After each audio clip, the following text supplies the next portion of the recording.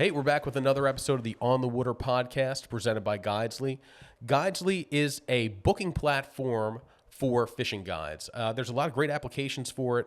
One of the ones I'm excited about is when I go on those family trips where it's not exactly a fishing trip, but I've got a day free to fish. I can pop on the Guidesley app, see who's available on the day that I'm free to fish, check out some reviews, some photographs, and then book my trip all in one place on the app or at guidesley.com. Welcome to the second episode of the On the Water podcast. I'm Jimmy Fee. I've got Kevin Blinkoff here.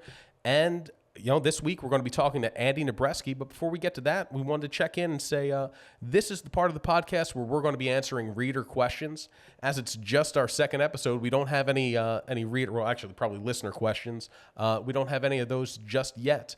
But if you do have a question, whether it's how to fish for something, a question for our guests, if you have some feedback, good or bad, we'd love to hear it. You can send that to feedback@onthewater.com. And there are no bad questions, no dumb questions, any level, basic, intro, expert, try to stump us, whatever you want to ask.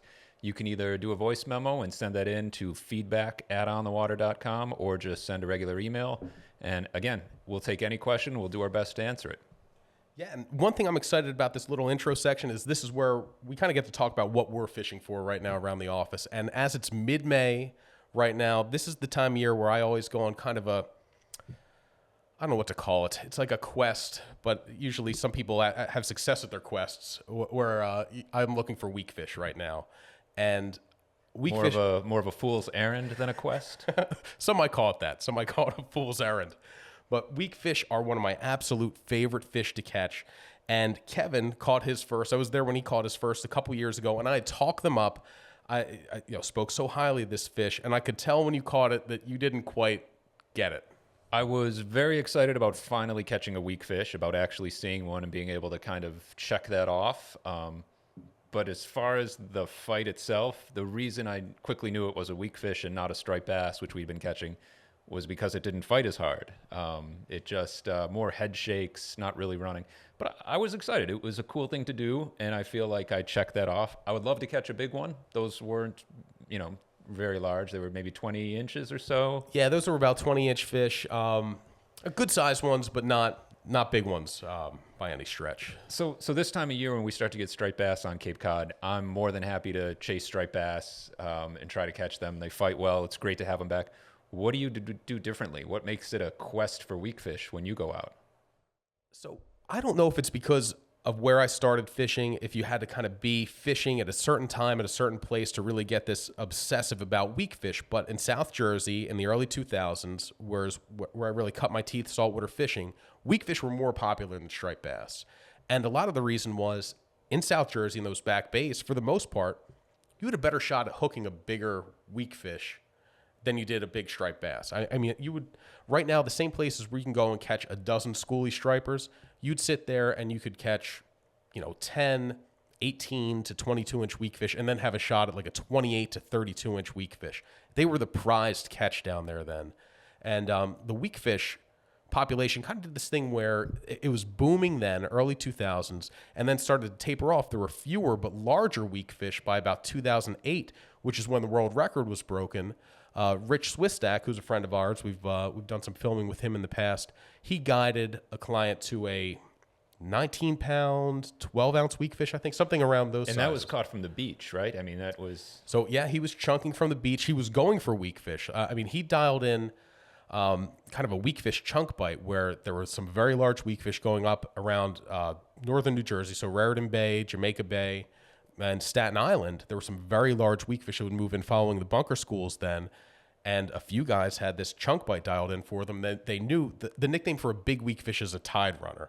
And they earned that nickname because they are very kind of tide specific to when they're going to move through an area. So, just going back to where I was in South Jersey, you would sit there and we would line up in Townsend's Inlet. And you would have 24, 25 guys all on the line. And you'd fish the outgoing tide, and it would be all bluefish. You'd be catching 2 to 3 pound bluefish. You'd be going through a whole pack of soft plastics. And then for 20 minutes, you would have your shot at the weakfish moving through, the big tide runners. And, you'd see it. You'd see some guy down the line, his rod would double over, would start screaming. A big weakfish is a great fighter. I would say pound for pound, a weakfish is every bit as strong as a striped bass. And it's a very different fight, too.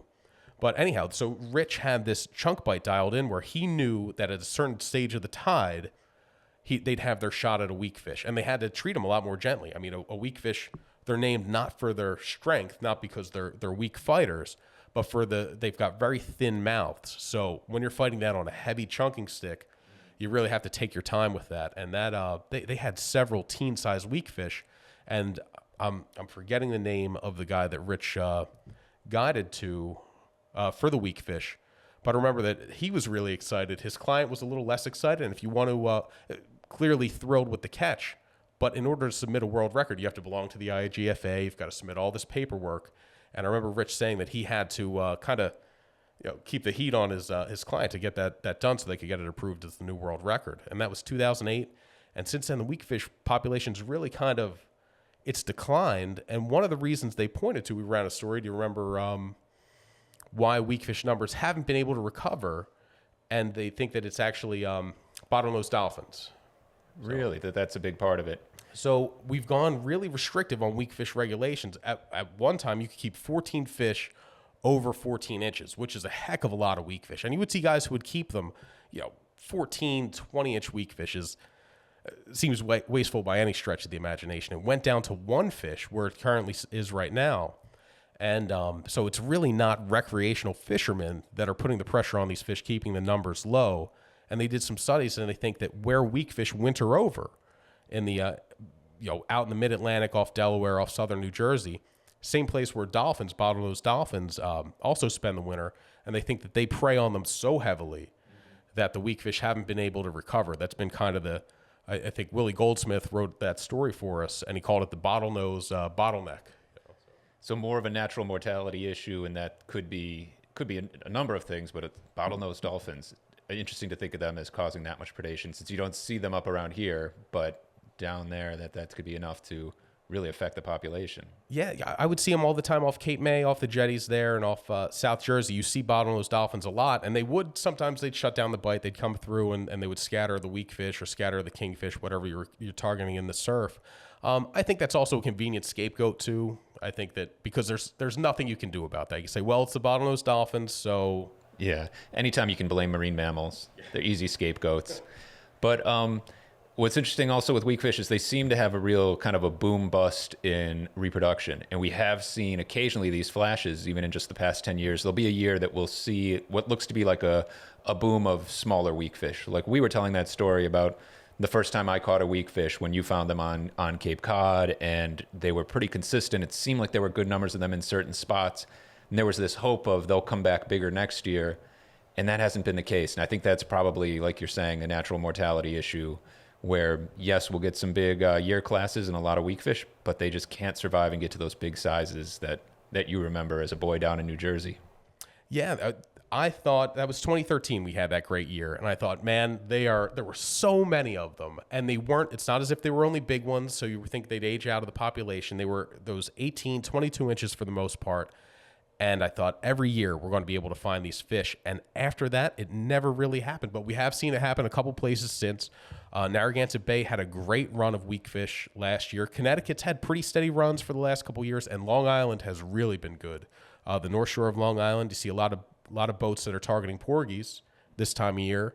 They're catching plenty of weakfish. So it's headed in the right direction in a lot of places. But no matter what, even when the weakfish population's in great shape, we're at the northern end of their range here on Cape Cod, so it's always going to be a bit of a fool's errand to chase them. But before, so I'm going to jump in here with here's our first question. It's coming from me. How do you fish for weakfish? What are you doing technique-wise, lure-wise? How is it different than striper fishing? So weakfish, you do have to be a little bit more, I think, dialed into your or paying attention to your presentation for weakfish more so than striped bass. I think stay glued to the bottom. All the time, I'm targeting them most of the time with jigs. Now they will hit plugs, mirror lures. They'll hit the small Yozori Mag Darter, small SP Minnow. But by far the most effective weakfish lure is a jig. And in order to get that to work, you want that jig contacting bottom. So I like to have the jig in free fall, and I want to hear it or feel it hit bottom before I give it the next sweep. With striped bass, that's not really the case. I'm not always trying to hit the bottom with stripers. Sometimes I'm just trying to get it to flutter just above it.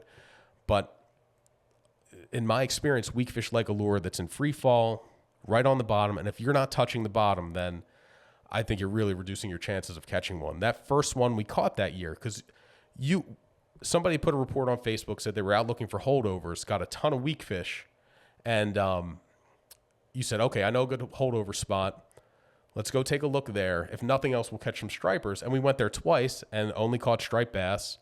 And then the third time, which was going to be my last time, hadn't done anything. We didn't even have any bass. And I was just kind of dragging the small 4-inch Ronzi along the bottom. We were in our kayaks, and a weakfish came by and picked it up. And it was the only one we caught that night. And that was just enough. We kept going. And I think the following trip where you caught yours, I think between the two of us, we probably had 15, 20 of them. I mean, we caught a bunch, but once it was like I had to remember, it had been 6-7 years since I'd really been on a good weakfish bite, and contacting the bottom is the biggest factor in that presentation. Although, quick story here, there was one time, I think it was just last year, was it, that you left we live in the same neighborhood basically on Cape Cod, and you left and drove maybe an hour plus to go hunt for weakfish, one of your quests. I went down to a spot right near in our neighborhood, close to where we both live, and I put on a pink clouser thinking, wouldn't it be funny? I'll go fish for schoolies. Wouldn't it be funny if I catch a weakfish here? Just can show it to Jimmy. I did not catch a weakfish, but there was someone fishing next to me who had a freshwater setup and I think it was a crawdad colored rattle trap.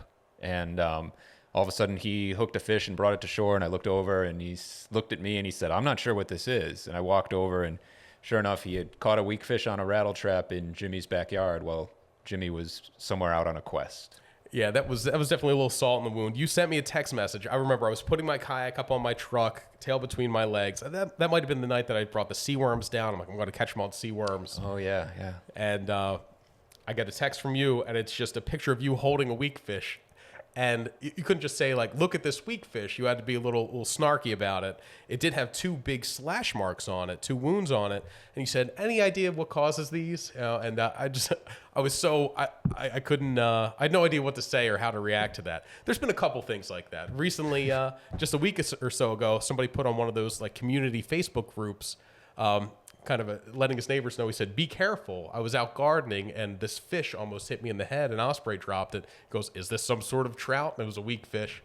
So, there's some guy, Jeff, in Westport, Massachusetts, who having weakfish dropped on his front lawn. I'm spending countless hours. I haven't gotten one yet this year, but I feel like I'm closing in, I'd hope.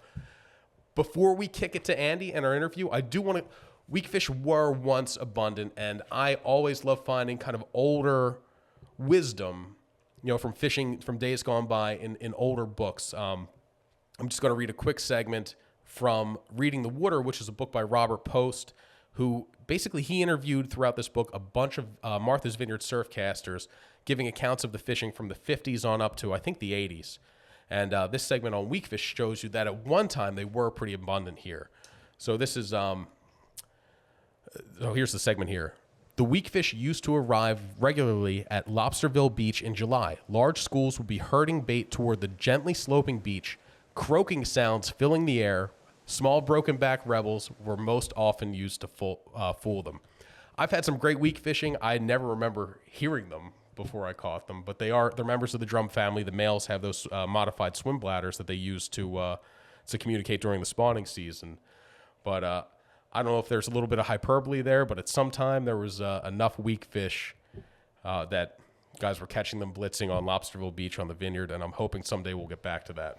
All right. And hopefully we've got some listeners out there that have some questions about weak fish and other fish. Again, send those questions in to feedback@onthewater.com, voice memo or an email. Either way, if you send us a voice memo, we can just play that here on the podcast and do our best to answer your questions. All right. And here is Andy Nabreski talking about all the ways he finds free meals here around Cape Cod. What's going on, everybody? I'm Anthony DeiCicchi with On the Water, and this is On the Water podcast.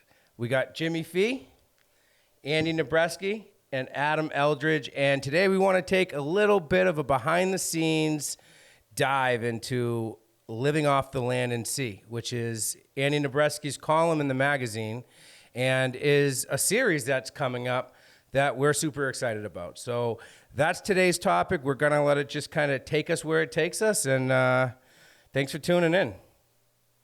Yeah, Andy, how long have you been working for On the Water? So I started back in 2002, almost 20 years now. Seems like it's flown by, but yeah, it's been an interesting ride. Met a lot of really good people. Been to some really cool places over the years, and I've never actually been a writer, but for the past I think 9 years now, I've been writing the Living Off the Land and Sea. It's a monthly column in On the Water magazine.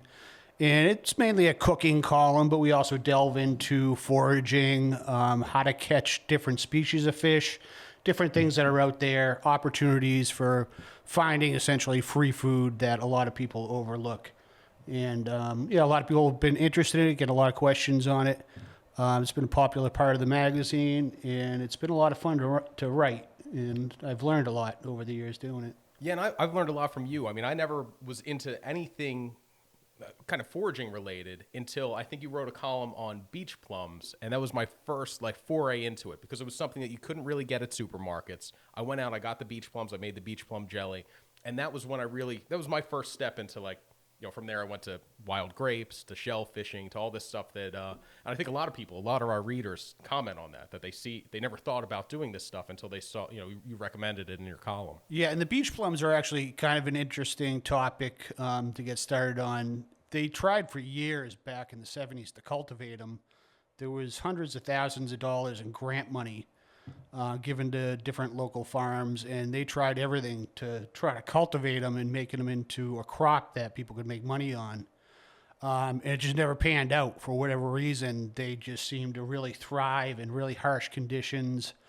And because of that, it's kind of a unique thing. Like if you want beach plums, you got to go out and you got to crawl around in the dunes and you got to find them and, fight old ladies off that are trying to get to them before you. It's a seasonal thing. They're around generally late August until middle of September is when they ripen. And pretty much any beach from Maine to all the way down to Maryland, they're not common, but certainly once you start looking for them, you'll find them. And it's just a very unique kind of wild fruit that's out there that not a lot of people are aware of, but it's a great resource. There's good years and there's bad years, but you hit a good year and you can load up pretty good on them. What's a ripe beach plum taste like, Andy? They're pretty tart. They're not necessarily the best when you eat them raw. They definitely need sugar added to them. They do have a plum-like flavor to them. The skin is kind of thick, almost like a Concord grape or a wild grape, and they're tart. But I think hands down the best jelly, beach plum jelly. Yeah, it's different from the grape jelly. Like it does have a little bit more of a kick to it, at the end. Like Andy said, it's real tart. It sounds like it's a sour fruit that's tough to find, and you have to really manipulate to make it taste good. That sounds awesome. No, yeah. But it's a coveted thing, man. It's something that people, they keep their beach plum spots secret. I happened upon a little, I don't know whether you call it a grove or whatever. I found a bunch of them at one of my surf fishing spots along Cape Cod Bay, and I would go there and I would surf fish, and then I would fill up. The first time I found them, I filled up my plug bag with the beach plums, and I took them home and made jelly. Yeah, and that's kind of the cool thing is once you find a patch, it's kind of yours, and you kind of check up on it through the season, and there are not a lot of people out there looking for them, but you certainly want to get to them. The birds will pick them over as well, so you want to get to them when you can. But there's a lot of other things out there too that people just overlook.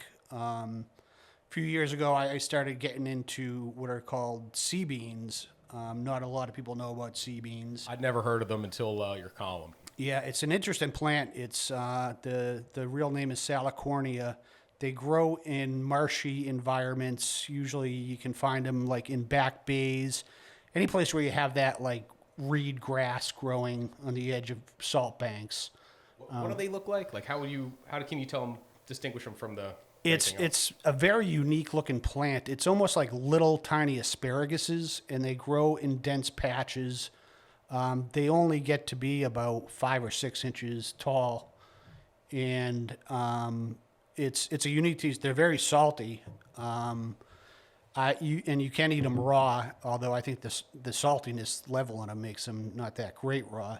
But they're crunchy, almost like, how would I describe them? Cross between like an artichoke heart and asparagus. Ooh, I like artichoke hearts. And a green bean.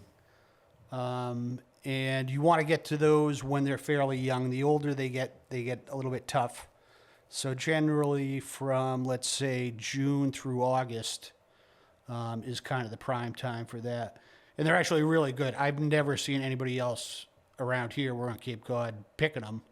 And people give me crazy looks like I'm like stealing some sort of environmental resource, because it's like a pretty populated beach where I find them. Where'd you first hear about it? Like, what did you try this on your own, or had you heard about it So first? I first heard of it. It was about 6 or 7 years ago, and I believe it was somebody from Surfland Bait and Tackle up on the North Shore of Massachusetts. It's a great shop. We do the weekly fishing reports on our website, and we call around all the local tackle shops, basically from New Jersey all the way up to Maine. And somebody from one of the reports said, "Tell Andy the sea beans are ready." And I'm like, what the hell is a sea bean? And I had to Google it. I'm like, oh, okay. And I read up on it, and it's a thing. It's like they're very popular in certain niche foodie markets. And another thing, they can be cultivated, but you don't get the level of saltiness in them when you grow them, like, let's say, in your vegetable garden. Now, do you have to soak them to get the saltiness to like a edible level? Or? Yeah, so what you want to do with the sea beans is you pick them, you clean them. You put them in a bucket of steam. Yeah, you boil them for probably 4 to 5 minutes, change the water, boil them for another minute or two. And then I just like to make a salad with them. So I just dress them with a vinaigrette, add a few other vegetables.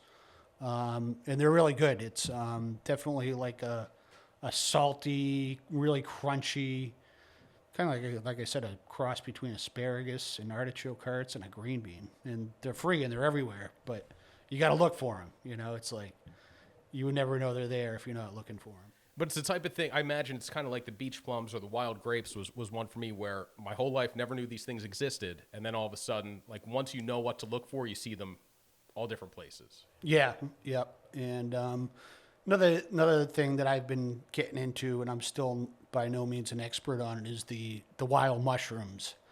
And those are a lot of fun. And for whatever reason, a lot of people just have this insane fear of like, you eat a wild mushroom, you're going to die, and it's like, it's not that complicated. And I'd say 90% of the mushrooms that grow wild are, they're not going to kill you, and there are a few certainly that can do some harm, but it's really not that hard once you kind of get a framework for what to look for. What are some of the more coveted ones, like in the coastal Northeast? So we would call like the really good ones, we call the choice edibles. My favorite is probably the chanterelle. They usually come up in mid-July through August. Generally find them in grassy areas. They're a bright yellow color. They do not have gills underneath the cap, which is what you want to avoid with wild mushrooms. Stay away from anything that has gills like a white button mushroom would have underneath. These have distinct ridges, and they're really good. It's a real nice flavor, mild, slightly sweet. They're one of my favorites. The chicken of the woods is another very common one. Usually start finding those in September, and they only grow on oak trees, and it's like a cluster-like shelf that grows on the tree. No known like poisonous lookalikes at all. Very safe one. There's the hen of the woods. There's the black trumpets, oyster mushrooms. There's quite a few out there that are really good. And once again, it's like the sea beans and the beach ones. Once you find a patch, they're going to be there every year at the same time. And you start kind of getting dialed in on when and where to go look, and you'll certainly find them. Now, the one I always hear about is morels. Do we have them on Cape Cod? Like, I found one once, and it was actually right outside our office here at On the Water in the mulch, and that was in May. It was like middle of May, and Val, our office manager, said, "There's some weird mushrooms that are growing out in the mulch out there." I'm like, "All right, I'll go check it out." And I was like, "Whoa, those are morels." These things go for like $50 a pound. Oh, yeah. And that's the only time I found them. I keep checking the mulch every year, and it hasn't come back yet. So I think I plundered them too much. I should have left a couple there to spawn and get a little garden going. Adam, I see you nodding with the mushroom talk. You do your good fair share of foraging. Have you ever done it before? Yeah, so I went to school up in Vermont, and there was a guy who I happened to work with, and he was like that's what he did for work, was forage for mushrooms. So went up with him, kind of went out, and he'd show me kind of what he was looking for. And it was, we just sold all of them by the pound there, and it just blew my mind how much people Big spend. mushroom fans in Vermont. Yeah, so it's always good to try other things and learn kind of about what's like right in your own backyard, you know? So Adam was, like, as much as Andy introduced me to the beach plums, wild grapes was Adam. Like, we were on a shoot on the Cape Cod Canal in like late September, maybe early October, and the fishing was slow. And all of a sudden, I saw Adam. He was like, "You were like real." I saw you real interested with something like up by past the bike path there on the canal, and then I saw you pop something in your mouth. I was like, "What the hell are you eating, dude?" And you showed me like a little patch of wild grapes. And, I know that's something that you Wild look for grapes every are year. cool. We used to eat them a bunch as a kid. We Yep. used to have pea pod fights. They might have been sea beans for all I know. I grew up on a peninsula, so maybe we were pelting each other with sea beans.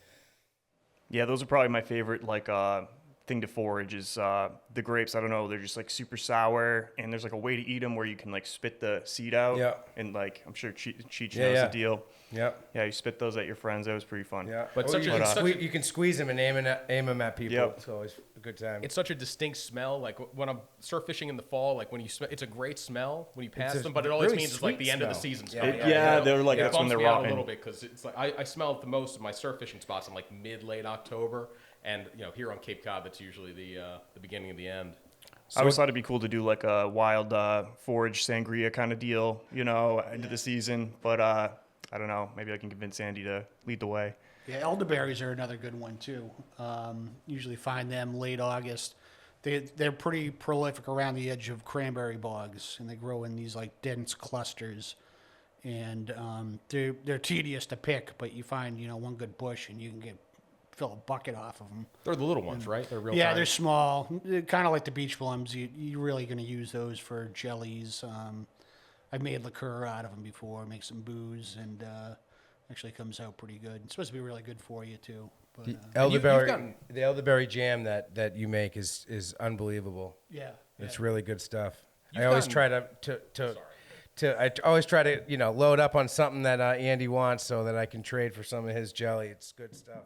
Dude, the bartering is a big part of the foraging. Like, being able to like get something that somebody else isn't going to put the work in to get and then trade it. I know you've been very successful. Yeah, I got a at friend, that. Larry Backman. He runs a boat out of Falmouth, does a lot of offshore fishing, and we do a lot of trades. I got a big vegetable garden, and he's very much a foodie like myself, and appreciates having fresh local ingredients. So yeah, I've traded like a gallon of lettuce for like swordfish steaks before, and it's I mean, I'm not too familiar with the exchange rate. That seems I don't know like if you're it's getting, fair, but you come back from a trip like that, though, you got 200 pounds of meat.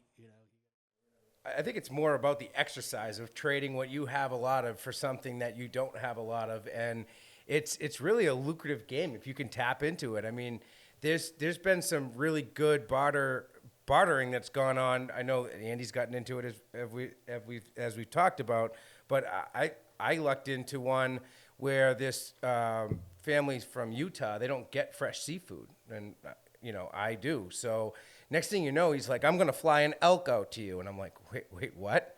Because here's some black sea bass. yeah, exactly. No, literally, he came out. He caught black sea bass and loaded up. He actually got 500 pounds of fillets to bring home that lasted him about a year, and he basically flew an elk out to me in return, and I'm like, this was the best trade of all time. So now I'm looking for a hookup down in the Keys to get some stone crab claws, because at $30 a claw, it gets pricey real quick.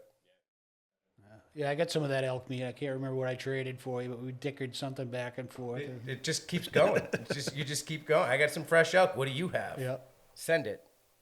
Now the shellfishing, Andy, that's another thing that I've gotten into, and like every year I get a little deeper into it. How long have you been shellfishing? So I really got into that when I first moved down to Cape Cod, I was fresh out of college. I got my first, real job after college, but it was a pretty paltry wage, and Cape Cod's a pretty expensive place to live, and I had a serious fishing addiction, and I started running out of money pretty quick, so I was like, I can't eat out at restaurants anymore. It's just too expensive, and so I'm like, okay, I need to do all my own cooking, and then I really started getting into, okay, well, I live a half a mile from the beach. I can go catch a bluefish or a striped bass, bring that home, feed off it for 2 days. I save $20 there, It's like, I can go out to a bar tonight. I've been eating striper for the past 5 days, so I can afford to go out on Friday night now. And, then that first winter came around. I'm like, all right, the fish are gone. I'm like, I'm not eating the stinking largemouth bass out of the pond. Oh. So I started seeing people clamming, and I'm like, okay, all right, I see what's going on here. So I went to the local tackle shop, Eastman's Bait and Tackle, and the guy there, Jim Young, the manager, great guy. I started picking his brain, and I'm like, Jim, how do you dig quahogs? And he just looked at me, and he's like, if you can dig a hole, you can dig a quahog. He's like, you need a rake, and you need a basket, and you just need to go out there and dig them up. They're everywhere. And I'm like, all right. He's like, just don't buy one of those crappy rakes. He's like, get the good one for $100. It'll last you, 20 years. So I took Big Jim's advice, and I got my nice clam rake, and I got my basket, and went out there. And I was like, holy moly, these things are everywhere. I'm like, you couldn't, you drag the rake, 5 feet, you're coming up with 10 quahogs. So then I started eating quahogs every day and making, I'm like, all right, what can you do with quahogs? So I learned how to make a chowder, and then, you learn all the different things and the subtle ways. But I just really enjoyed it. It's a great excuse to get out in the off seasons, especially the fall, right through the winter, when there's really not much else to do outside. But I still do a ton of shellfish, and we're lucky where we live in this town. The resources are incredible. Yeah, the shellfishing permits go by, at least in Massachusetts, they go by town. Yeah, it's town by town in Massachusetts. Rhode Island, it is a statewide. It varies. But whatever it costs for the permit, it's like you're stupid not to do it if you enjoy eating seafood. It's $20 in Falmouth. Yeah, I think it's gone up to $35 for a resident permit. You go out in one trip and you make that back. They're selling little necks at the store for like $8 a pound right now. I'm like, Jesus, I'm never gonna pay for a clam. Are you kidding me? And then so I started to learn more about it, and there was a book that used to be out. We used to sell it On the Water. It was called The Complete Clammer, and it was like this little kind of honky-tonk book that basically told you, this is how you get a steamer, this is how you get an oyster. So then the next thing I got into was the steamers, which I love steamers. I can eat 5 pounds of those things in a sitting. And there's 2 ways to get steamers. You can either dry dig in the sand at low tide, and it's pretty easy to find them. They leave a little distinct hole in the sand, and you look for a concentration in those little holes, and you just start digging. I wear gloves, obviously, because you never know what's going to be down there. But another thing I started seeing people doing around here was they had these big toilet plungers, and it was like a 6-foot pole with a big ass toilet plunger on one end and like a round basket with mesh on the other. And I'm like, what are these guys doing with these toilet plungers? So I was out quahogging, and I kind of snuggled up next to one of them. The guy had a big basket of steamers, and I'm like, oh, okay, I see what's going on here. So I went back to see Big Jim at Eastman's and bought myself the toilet plunger, and I've been doing that ever since. And it's people, like, when you do it in the summer and the tourists see you do it, they're just mortified. They're like, what could he possibly be doing with a giant toilet plunger? Plunging a giant toilet. Yeah, but when properly employed, a toilet plunger can be a weapon of mass destruction on steamers, and it's Yeah, so the idea is like the steamers are also called soft shell clams, and so they've got a really fragile shell, And if you were going to try to rake them, right, you'd most Yeah, likely you'd break smash the them shells. up if you tried to get them with a traditional rake. So with the plunger, essentially what you do, and you can do it on any tide, which is nice. Doesn't have to be low tide. So you walk out into maybe a foot of water, look for concentrations of holes, and then you take the plunger, which is attached to like a 6-foot pole, and you just start whacking the bottom, and it'll blow all the mud out and start forming like a crater. And once you get down about 8 or 10 inches, you flip the whole contraption around. It's got the basket on the other end, and you just kind of sift through the debris. And, you know, the propulsion from the toilet plunger just flushes them out, and they fall into the bottom of the hole, and you just scoop them right up. But it's a good workout, but it's definitely an effective way to clean up on steamers. Who thought of that? Like, Yeah, I who, always who wondered thought that. of that? Yeah. It's crazy. I've tried it. It's not as easy as it sounds. Like you said, it is a Oh, good it's work. workout. Yeah, you get a workout doing that. I've gotten soft shell clams dry digging for them. I've gotten one with the plunger. Yeah, so I far, remember so- that. I was with you. It was pretty sad. Digging them by hand is a shoulder workout for sure. Just for the record, that was not my prime spot. Why would you take? Why would you take a guy like Jimmy Fee to your prime? Yeah, that's shellfishing is just like regular fishing, where it's like, you know, you work hard to find a good spot. You keep your mouth shut about it. You're not. Probably even more so because if you take good care of that spot, like that is somewhere. It's almost like tending a field. You know, you Yeah. can keep going back to that area time after time. The fish move. The clams aren't moving all that much, with the exception of bay scallops, I guess. Yeah, the bay scallops do move. Scallops. That's, Yeah, call them what you want. They're probably the best tasting thing in the sea. is Best a bay protein out scallop. there, I think. Yeah, I mean, you can't beat a real bay scallop. They're selling for $50 a pound right now. Really? Yeah, and I haven't found them in a couple of years. My spots have kind of gone dry, but they're a lot of fun to find. And the way I get the bay scallops is they call it a hood. It's like a wooden box with a sheet of plexiglass on the bottom. It's got a metal hoop, and it's got a tarp that kind of comes in and makes it like a hood. And you go out there at low tide, and you put this hood in, and it floats in the water, and it's like a giant scuba mask. And you stick your head in the hoop, and you just cruise around, and they'll just be sitting right on top of the bottom. They don't dig into the sand like a clam, you know.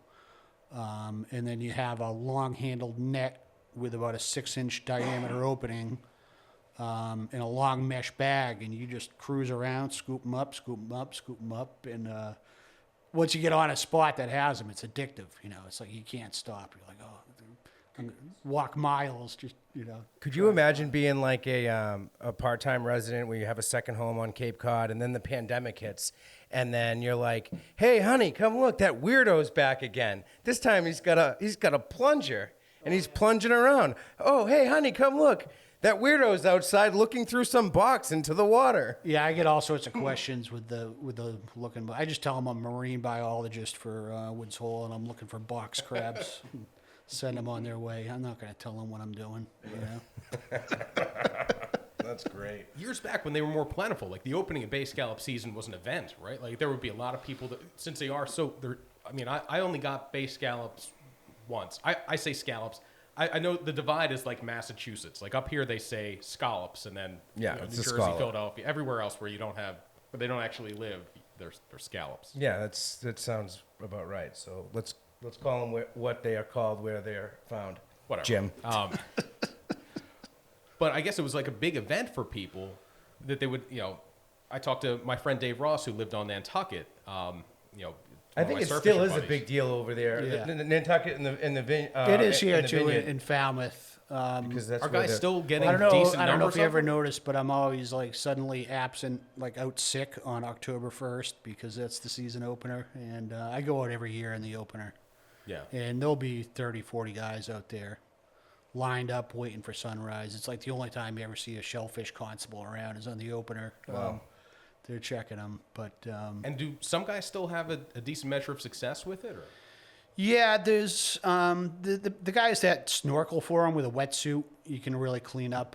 I have done that a few times. I just recently bought a wetsuit, but it's just a lot more work to get suited up and everything. And I like just going out in my waders and the looking box and when you have a good year, that's certainly all you need to be able to find them.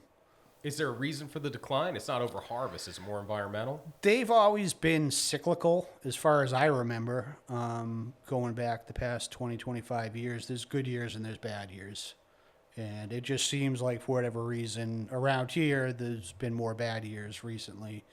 But, you know, they're still doing very well in other places. We're seeing places like Westport, Massachusetts. They've had some bumper crops over there the past couple of years.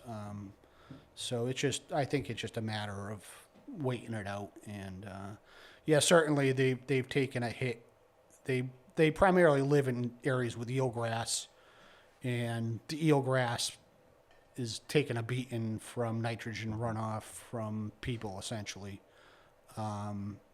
So there's, you know, not as many as there historically were, but you're still on a good year. You can expect to get your limit, you know, on a good day. And the other way that you gather the scallops was after Scallops. is after a wash, after a big storm. And that's the only time I ever got them. Is you had a day where they were so plentiful, there were so many washed up onto the beach after a big storm. You said, I've gotten as many as I could take. Like, you guys, birds are going to eat the rest. You guys get Yeah, down I went now. down there. It takes a really certain conditions for this to happen, and I haven't hit one of these in quite a while either, but I've hit a couple of jackpots over the years. But you get a real strong, let's say, 30 to 40 knot wind, and it's got to go for 2, maybe 3 days, and if it happens on a moon tide, it's like, get down to the beach first thing in the morning and start looking.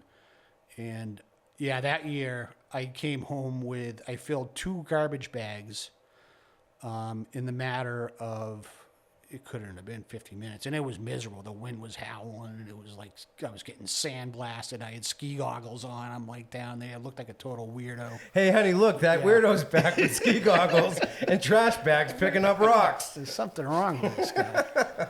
Yeah, some lady asked me, like, what are you getting down there, seashells? I'm like, yeah, I sell them to the craft trade. I get good money for the shells. And I like, put one bag in my truck, get another trash bag, run back down there. But I hauled in, it was something like 680 bay scallops from that one storm. And I left, the place was still packed, but I'm like, I got to shuck all these things.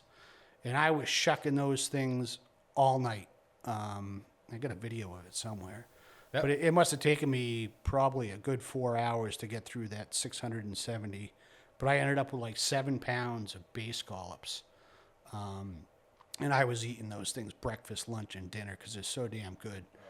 That was the lesson I learned then, because the back end of it, because you told us, Chris Megan and I, publisher of On the Water, went down, and we filled, we might have filled a trash bag. Now it was all legal, because once they're above the tide line, if Yeah, it's finders up, keepers. They're going to die anyway. Nobody's going to give you a hard time. I've asked the shellfish warden about it, and he's like, yeah, I do that too. I go down there. He's like, no size limit, no bag limit when they're washed up on the beach. Just, they're all going to go to waste. But I actually ate so many bay scallops that year in like one consecutive week that I woke up in the middle of the night, and it felt like my big toe had a vice grip on it, and I was just in severe pain, and I had no idea what caused it. And I'm like, what the hell happened to my big toe? It wasn't swollen, it wasn't red or anything, but it hurt like the dickens. I'm like, was I sleepwalking, and did I stub my toe? Like, what the hell happened to my toe? I'm like, this is really weird. And I went a day, and then finally the next day, it was, it wasn't getting any better. I'm like, I got to go see a doctor, somebody smarter than myself, to try to figure out what's going on here.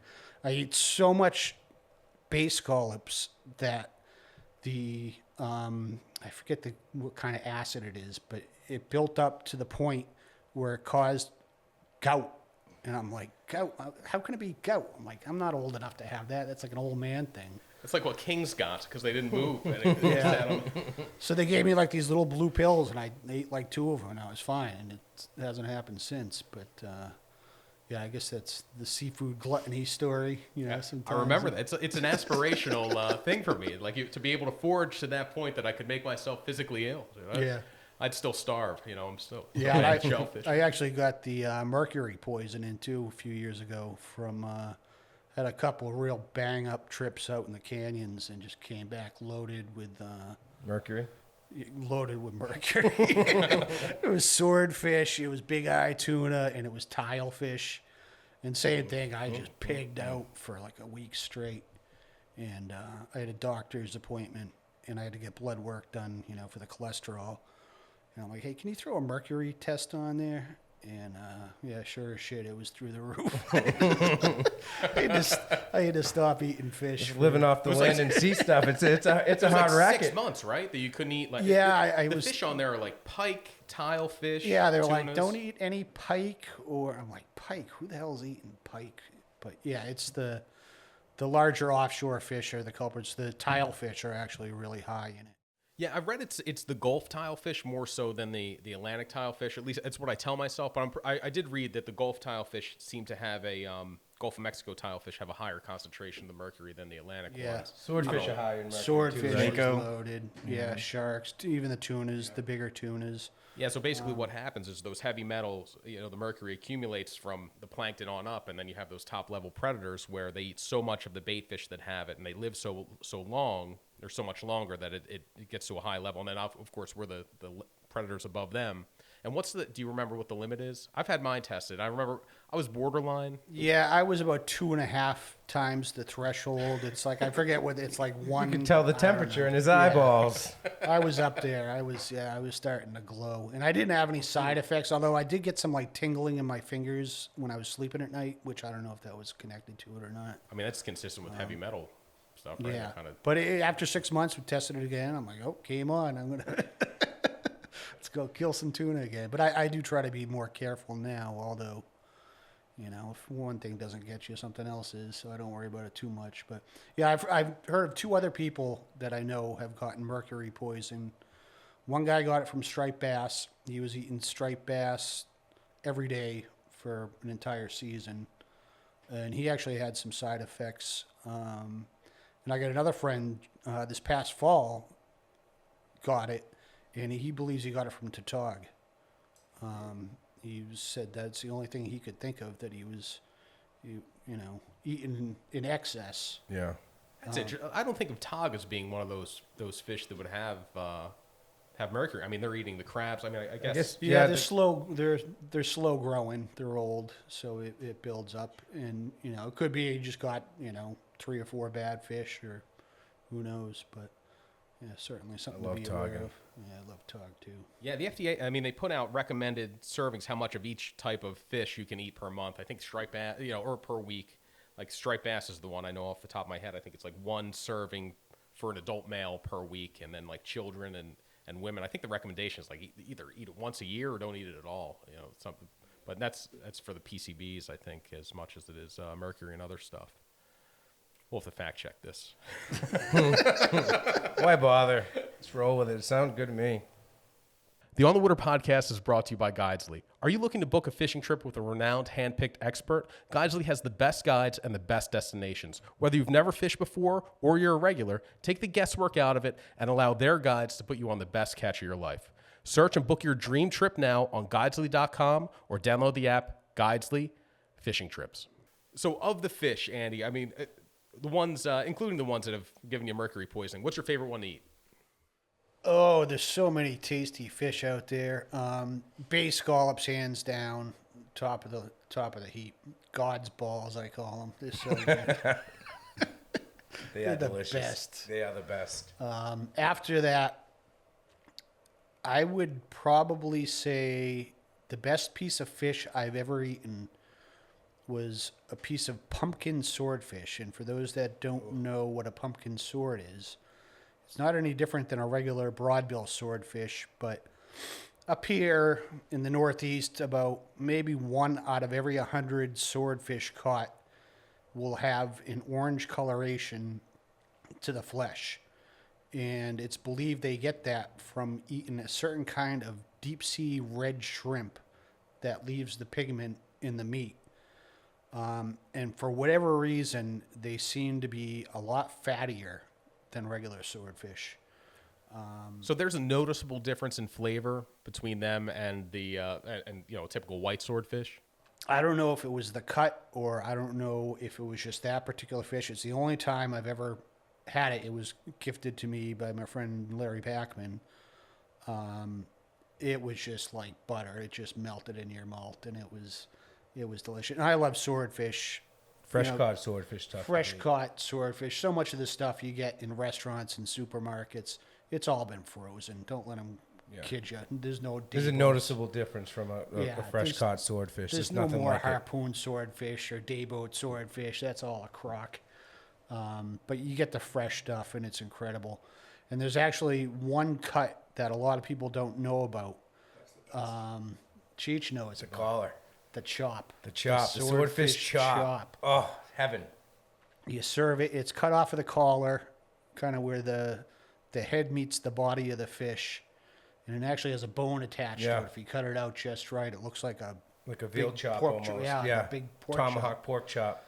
And it's probably the fattiest part of the fish. And I think I'm going to go get a couple this weekend. They're the best. if you can find them, The real Clam tough to Man find. usually has them. Yeah, They're I the haven't only s- place I've ever seen them sold at a market. I haven't seen him there recently. He has been carrying cod cheeks down there, which I've been. Jimmy's a big cheek guy. Big in the cheeks. Love Cod the cheeks cheeks. are awesome.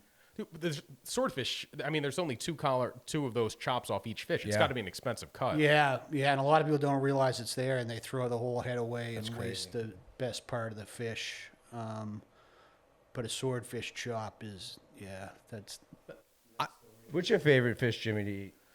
Man, I go back and forth on this. I would say I really like the Acadian redfish. Tilefish is good. I think tilefish is a really, it's crabby almost. Yeah. It kind of has a crab flavor to it. I mean, they're a really deep water fish. They're living 500 to 1,200 feet. I haven't noticed a distinguishable difference between the blue line and the golden tilefish in terms of flavor. The smaller fillets, I think, are a little bit better than the real big ones. It's almost universal across fish. Veal of the mud. Adam, what's your favorite? I'd have to say black sea bass is definitely up there, and I'd want to say winter flounder is superseded fluke. Yes, for winter me. flounder. That's hands down. Winter flounder over fluke all day long, and fluke is delicious too. See, I didn't know that. I grew up fishing South Jersey, so it was always fluke were our flounder. We called flounder down there, but I never ate winter flounder until I moved up here. Yeah. And I figured it would be pretty similar. They are so much better. It's different. sweeter. They're way better. It's a finer flake Yeah. on it. Yeah, it's Winter flounder is fantastic. a lot of people are crazy about fluke. That's kind of at the lower end of my list. Yeah, I'd rank it below sea bass. I'd rank it below Yeah, top. yeah. I mean, I eat it and I enjoy it, but tilefish is my number 2. It's a fish a lot of people don't even know about. They live on the edge of the continental shelf in about 500 to 800 feet of water, and they live in these colonies where they dig burrows into the mud. And once one digs out its little house, it pretty much stays there its whole life. So you get on one of these colonies and you can pick them off pretty quick. And they kind of look like a grouper. They're kind of unique looking. I don't know how to describe them, but the meat is it's similar in like texture to cod, where it's like big flakes, but it's firmer and it's real fatty. It's almost buttery, and then it's got that essence of lobster to it. Yeah. where If you overcook it just a little bit, it kind of like this. Am I eating a lobster?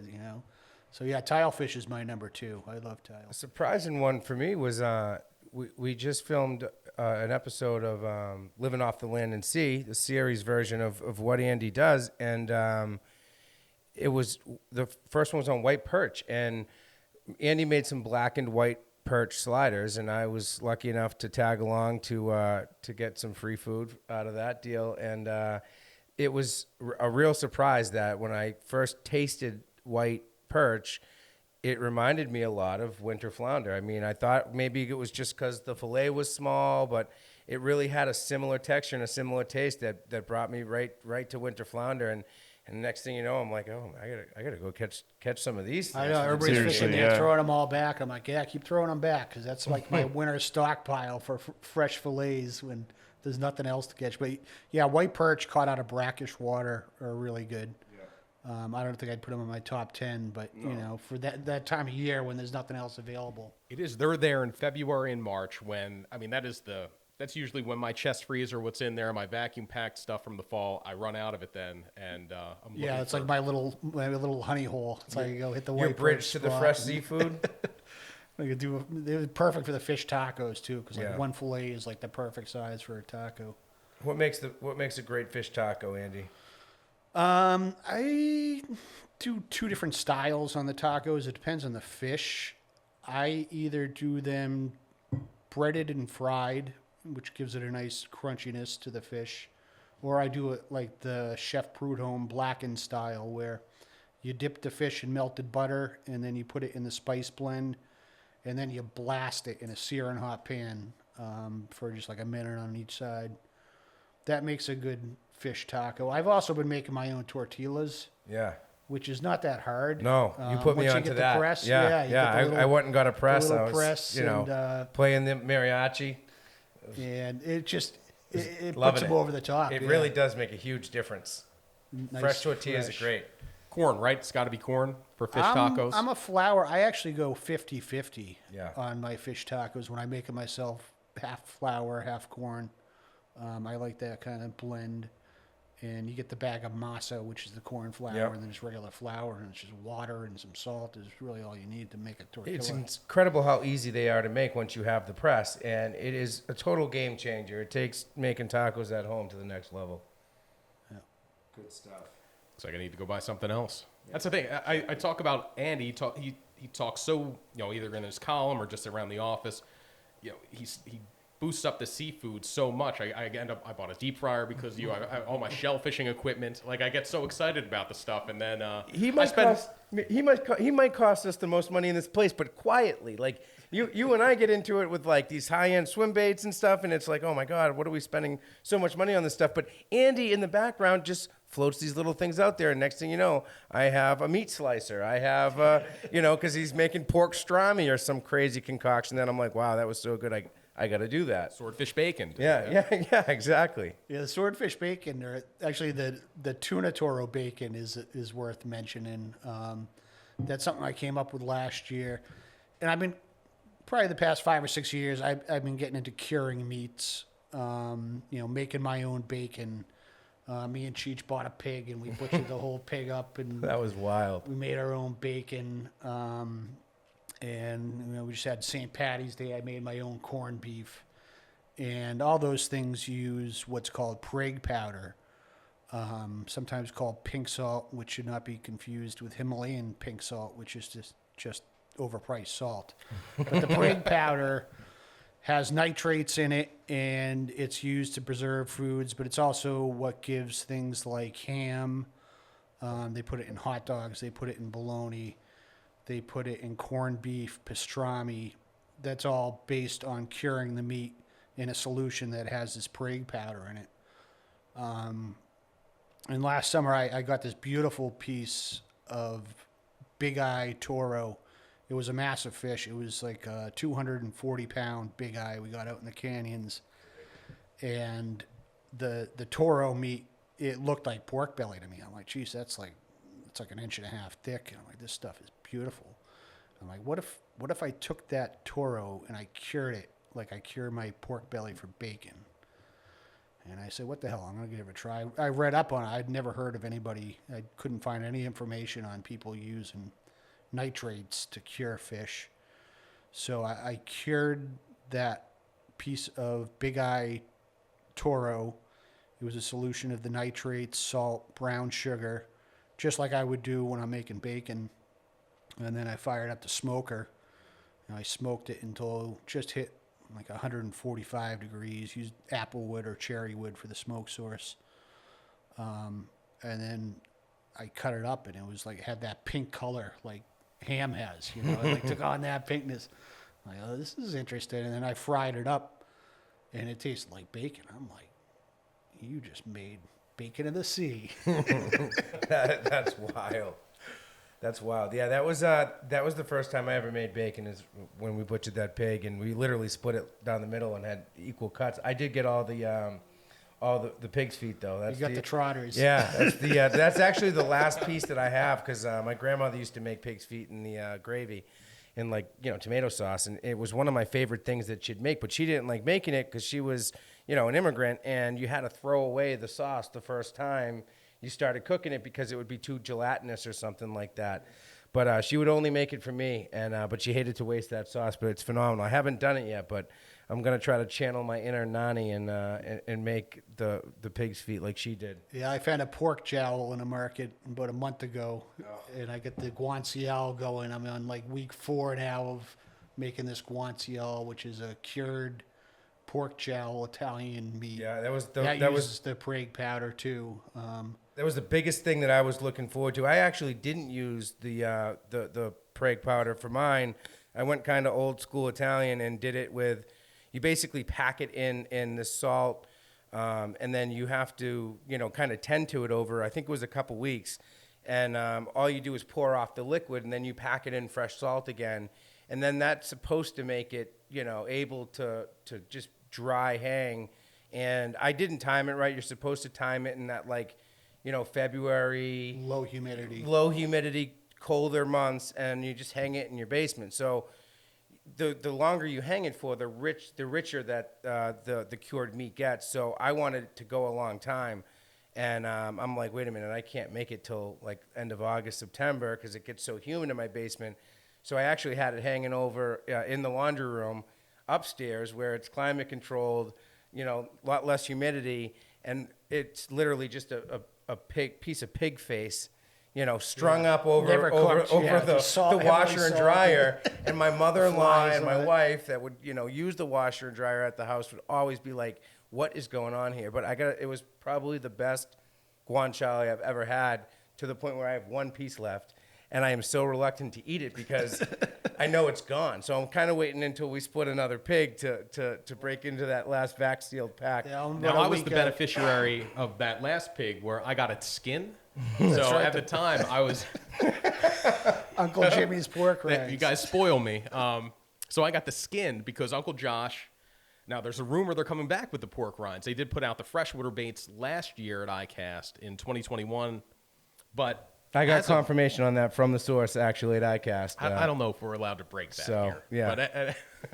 But, so they stopped making pork rinds. They were the best trailer you could put on bucktail jigs, just being a natural material. The flutter in the water was unreal, but they stopped making them. And my stash, I hoarded them at the end when they made that announcement, and it's getting pretty low. So I go, I'm going to make my own. And Andy gave me a big Ziploc bag full of pigs.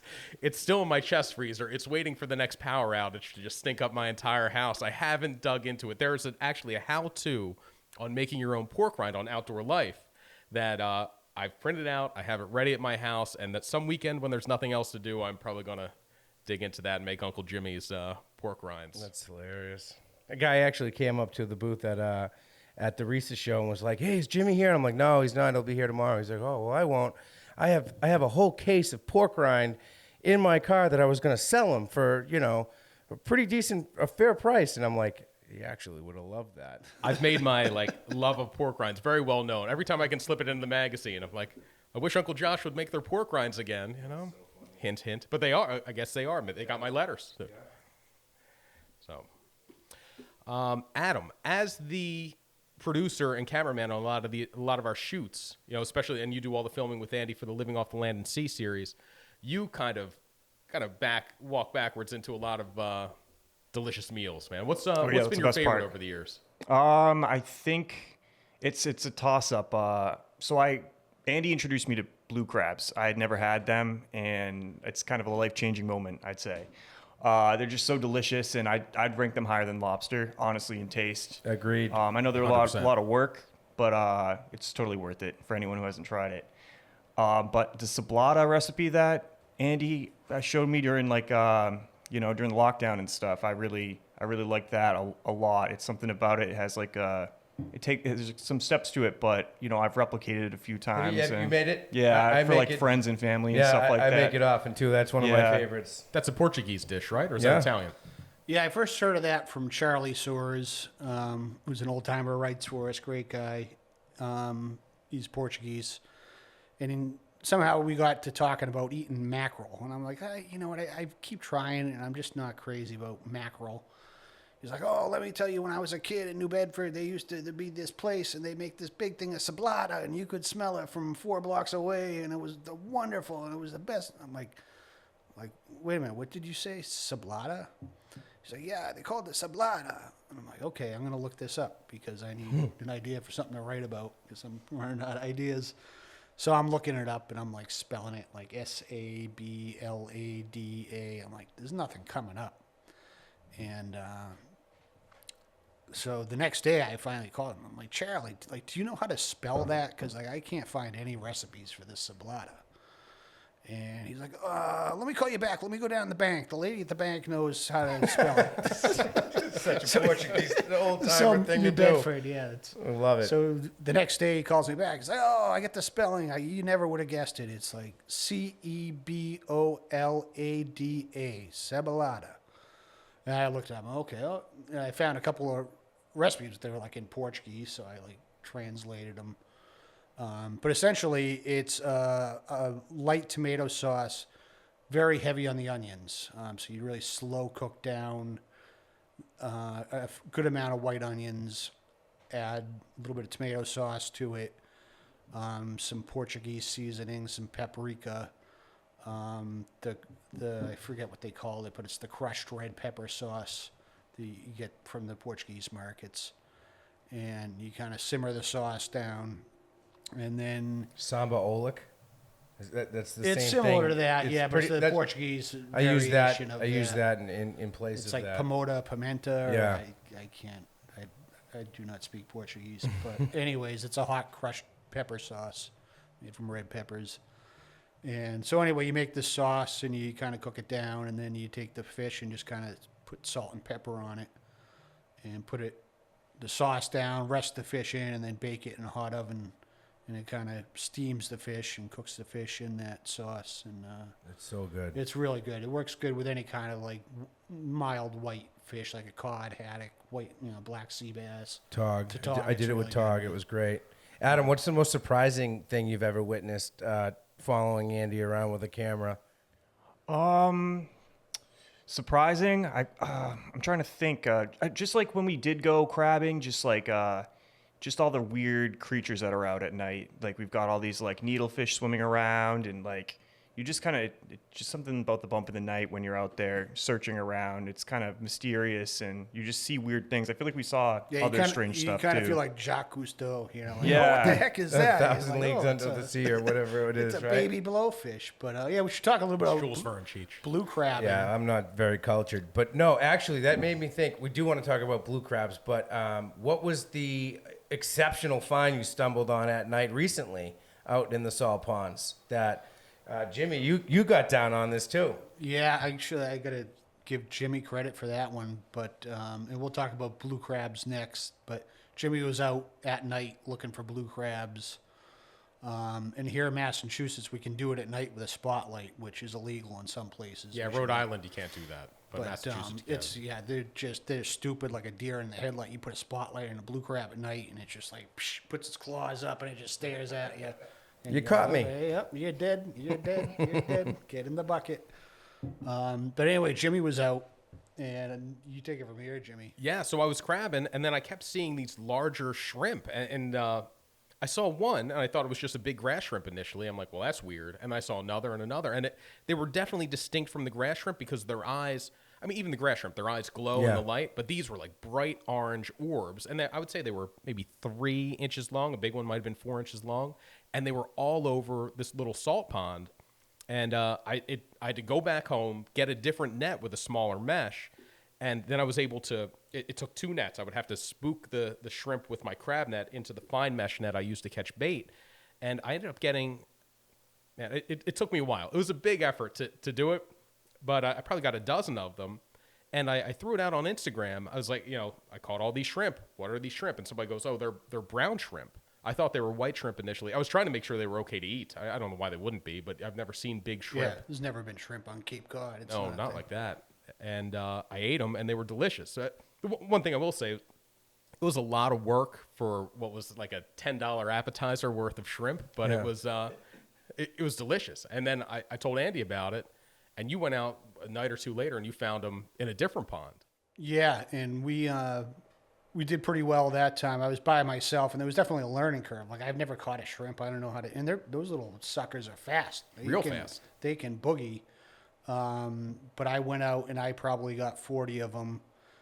And I said, this is amazing. I've never heard of anybody catching big shrimp like this around here. I'm like, this is really odd. And this was like early September at the time. So I contacted one of the marine biologists for the state. And I said, this is weird. I sent him pictures. Like, we think these are brown shrimp, and we're finding them in good numbers. Have you ever heard of anything like this? Because there were too many that it was I knew it wasn't something we'd been overlooking. Because right. Yeah, they were for the too amount of times obvious. I've been out blue crabbing at night, I would have seen them if they were there. And these were like, it was just a bumper crop. So the next day, the biologist writes back, and he said, yeah, it's interesting. We did a trawl survey last night, and we've been doing these since 1973. And we go out, we drag a net. This was off of Westport in Massachusetts. He said, in one tow, we got like 240 of these brown shrimp. He said, in the history of doing all these for the past 40 years, we've caught one shrimp before. That's and this insane. year we got like the bumper. So for whatever reason, nobody knows, but they must have got blown in on the currents in the spring. They fed in the back bays and estuaries, same places where you would find blue crabs. And last fall, it was September when we found them. it was September, and it was amazing. I'm like, I don't know what's going on here, but no size limit, no bag limit. I'm like, I'm in. I'm going back. The king out of tomorrow. free bounty. And we ended up filming it. We went out and we filmed it. We put a video out. And when we released that video on YouTube, there were YouTube commenters saying, oh, that week, back in September, we found a bunch of, I'm a commercial fisherman, saw a bunch off Montauk. They were on the east end of Long Island. They were in Connecticut. They were in people came Westport. out of the woodwork. People said they were catching stripers that were coughing them up, and all sorts of people were like, "Yeah, we never seen them here." But So is this like more of an offshore species that, must have spun in just right, with the wind just right, tides just right, or? I think it's a southern species. It was the Atlantic brown shrimp, which is more common. I mean, Cape Cod's the upper range, but a lot of things have Cape Cod. As a northern range, you don't see it here just because one occurred. Everything's moving north, it seems like. But yeah, it must have just been, like Andy said, some sort of storm or anomaly with the currents that pushed them all in. But they're pretty common, I guess, from New Jersey south. Wow. Mid-Atlantic and everything southeast. seems to be sliding a little further north. I mean, where I grew up in Hull, fishing Boston Harbor, we never could catch black sea bass. You didn't even catch them by accident. Now there's, some spots where people can go and catch, a keeper black sea bass on a regular basis. So, and then we see triggerfish up here a lot more common than we used to. yeah, stuff's definitely sliding north. And, I want the cobia to come north. They're making their way. It's a fun I mean, fish. I got a photo this last summer. The guy that rents the bottom floor where I keep my boat, he's the uncle of a friend of mine. He's always my eyes to let me know if my boat's blowing down the river in a storm when I'm not around. But in any event, he sends me a text message. He says, "Hey man, check this out. I caught this, at the beach at the end of the street." And I'm like, "Oh man, guy caught a 30-something inch cobia on he was soaking a bunker chunk." I remember that picture, man. That was incredible. Yeah, I'm like, bring more of those up here. Yeah, I know of 2 or 3 caught on the Cape since I moved up here in 2008.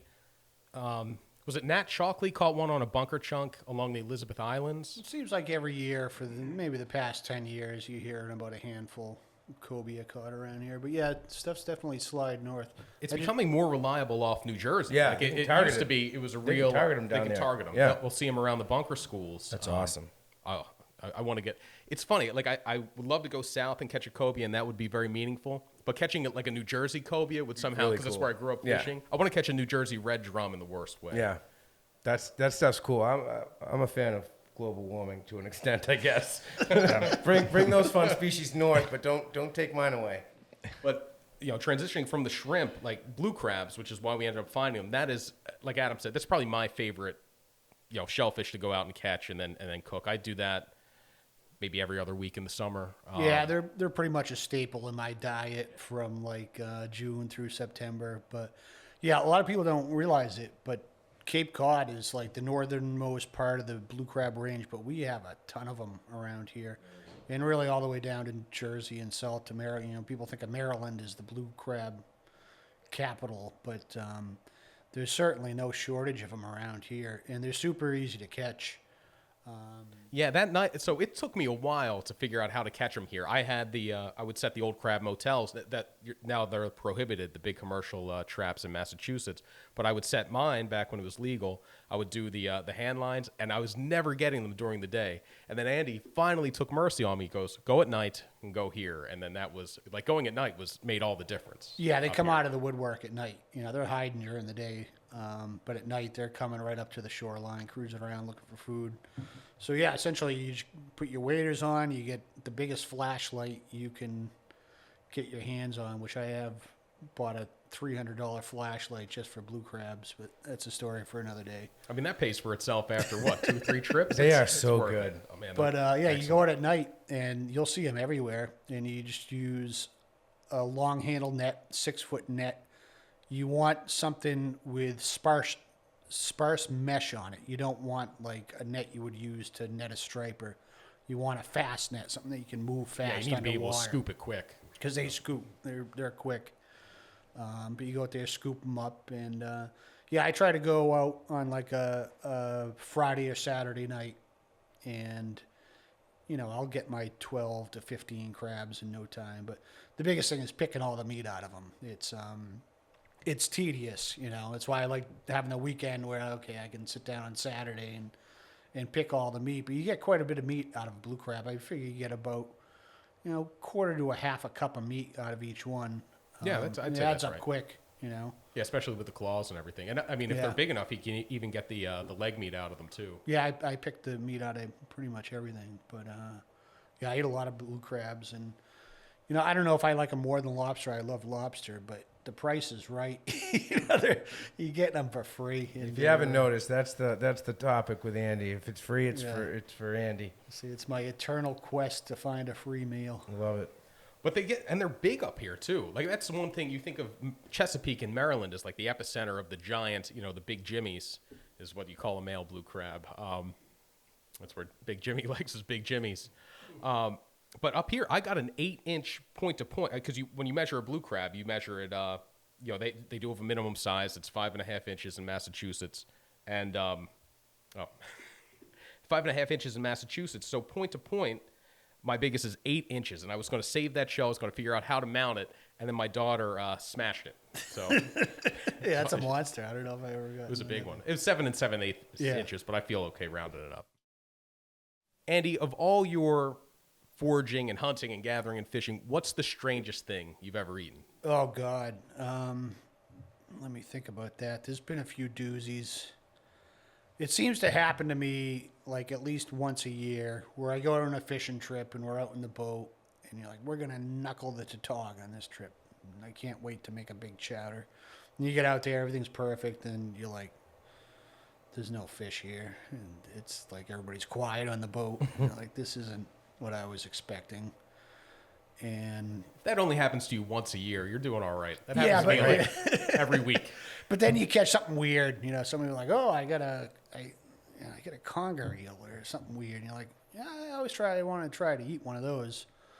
So I've been through a few of these now, and I haven't learned. I keep doing it. But interesting story was the oyster toadfish. It was like I said, we were out tautog fishing in the fall, Buzzards Bay. Got off to a super slow start, and then I caught, it was probably the world record oyster toadfish. This thing was like, I don't know, it had to have been 3 pounds, which is big for a toy fish. And they're ugly as sin. But I'm looking at it, and I'm like, it kind of looks like a monkfish tail on the end there. Like, I wonder if these things taste like monkfish. So into the cooler it went. And didn't think about it. And then obviously we start bailing tautog, and like I get home and I'm like, I got a cooler full of tautog, and then there's one oyster toadfish in there. And anytime I keep fish, I like to ice it down for, if you can let it ice 4 or 5 hours, even longer, it just makes it easier to cut when it comes time to fillet them. So it was on a Sunday, and I had some time, so I'm just gonna let those fish sit on the ice, get nice and chill, so they'll cut up real nice. And getting ready for dinner, I gotta fillet all those fish, so I'm pulling them out, and I do all the tautog first, and then I get to the oyster toadfish. I'm like, I kept this damn stupid fish, now I gotta eat it. I've always said, you kill it, you eat it. Like, I'm not into killing animals for the sake of killing them. That's the rule. You're going to kill it, you're going to eat it. Yep. So here I am. I killed it, this stupid thing. I should have got it mounted, but... Still would have to eat it, though. So, I'm going to try it, Like I said, it kind of looks like a monkfish tail on that. So I pull this thing out of the cooler. And like I said, it'd been in the cooler on ice for 5 hours. Still alive? Yeah, I put it on the cutting board, and it starts to squirm and wiggle, and I'm like, As soon as you start warming up. I'm like, I don't like cutting a fish when it's alive like that. That's how you a good cut way to yourself. cut your hand. So I'm like, I gotta ice this thing, and I'm not talking about putting it on ice. Like, I gotta put this. I gotta kill this. Tell me you fish. shot it with a 22 round, please. Close. So, so first I'm like, I'll take my. I grabbed a like a 9-inch heavy duty chef knife out of my drawer. And I just lined that thing up on the cutting board, and I brought that knife down. And it was like this thing had a helmet on it. It was, it bent the tip of the knife, and it didn't even go in. It just slid off to the side. I'm like, holy crap, this thing's got like a steel-plated head. Then I'm thinking, and I start looking around my yard, and it's like that scene in Pulp Fiction where he's in the pawn shop, and he's looking for the way to kill the guy. And I'm like, there's a shovel. I could do the shovel. There's a hammer. I could try going with a hammer. What else? There's a 2x4 that would work. And I'm like, wait a minute, I just got a brand new high velocity 22 caliber pellet gun. I called it. I didn't know this. I did not know this, by the way. I knew it. This is awesome. So what better way to do it? So I put the thing down on my lawn. The dogs are playing with it and whatnot. I'm like, get out of here, you dogs. Get the pellet gun loaded up and put the shot, square between the eyes, and sure as shit, the thing's dead now. It's like motionless. But then I put it in the cutting board, and it's just like the slime coming out of this thing. It was like, it just started like coming out of its skin. This thing's sliding all over the cutting board. It's slimy as hell.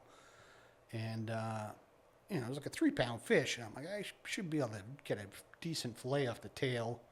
So I finally get through the skin, which is like tough as leather. And the thing's sliding. I'm going to cut myself. I'm like, take your time.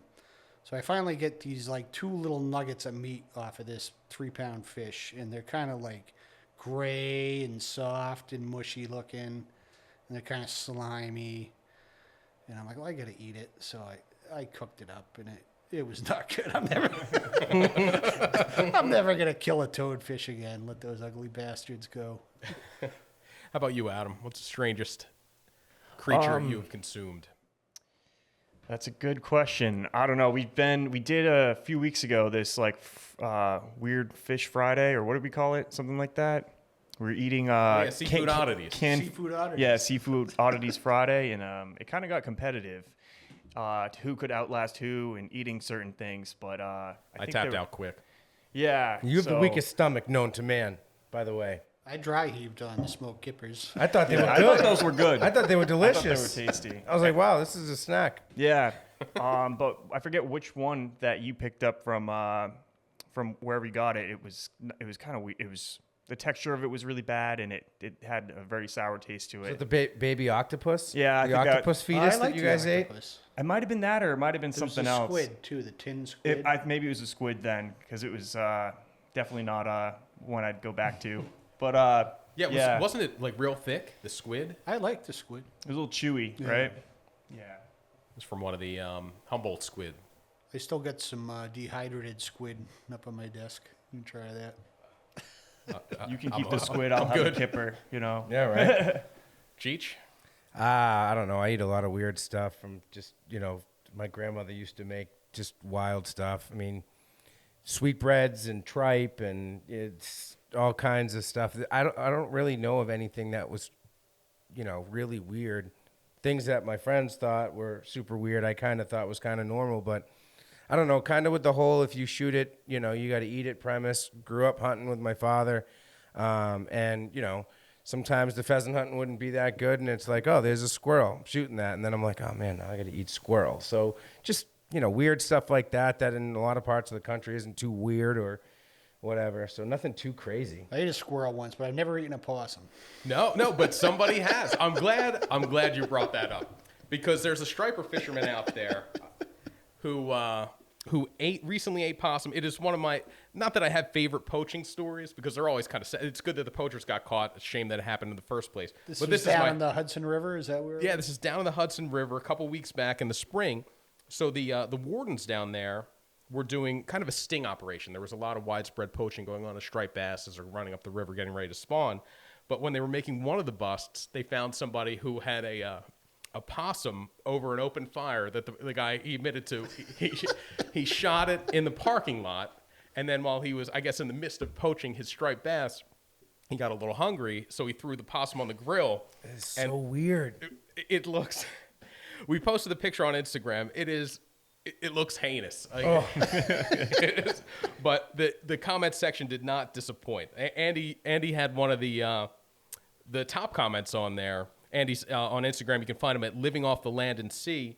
And his comment was, that possum looks fire emoji. Anyone get the recipe? And then somebody comments back, poached delicately in East River sludge, then sprinkled with meth and finished in the open flame.